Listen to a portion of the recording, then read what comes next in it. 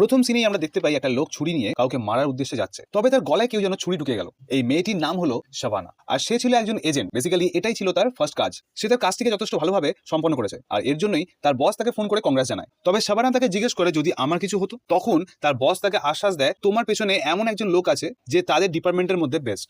এরপরে সে শাবানাকে তার next task দেয়, যেটা একটা মন্ত্রীর ছেলেকে মারার কথা ছিল। আসলে ছেলেটি ড্রাগসের কারবার করতো, তবে তার একটা উইক পয়েন্ট ছিল, সেটা হলো সে রাশিয়ানদের খুব পছন্দ করতো আর তাদেরকে নিয়ে ফুর্তি করতো। তবে শাবানার কাছে অর্ডার আসে যে সবাইকে মারতে হবে, এমনকি তার বন্ধুদেরকেও বাঁচালেও হবে না। তবে সে একজন নিছকই ভালো মানুষ ছিল, যার জন্যই শুধুমাত্র টার্গেট হিসেবে বেছে নেয় সেই ছেলেটিকে। এমনই একটা দিন আসলো তাদের কাছে। ছেলেটি রাশিয়ান মেয়েটিকে নিয়ে ফুর্তি করছিল, আর তখন শাবানা করছিল বাইরে ওয়েট। রাশিয়ান মেয়েটি যাবার পরে শাবানা কলিং বেল টেপে। ছেলেটি বিরক্ত হয়ে যখন দরজা খোলে, তখন তার উপরে চড়াও হয়। তাদের মধ্যে জোর তোর ফাইটিং হয়, আর একটা সময় এমন আসে যে সে ছেলেটার মাথায় রড দিয়ে আঘাত করে মেরে ফেলে। তবে বেরোতে যাওয়ার সময় বুঝতে পারে তার বন্ধুরা দরজার ওপারে। শাবানার মাথায় চলতে থাকে কিভাবে সে এখান থেকে বেরোতে পারে, আর এমন সময়তে এন্ট্রি হয় সেই স্পেশাল এজেন্টের। এরপরে কি হলো দেখতে আমাদের পরে ভিডিওটি দেখুন।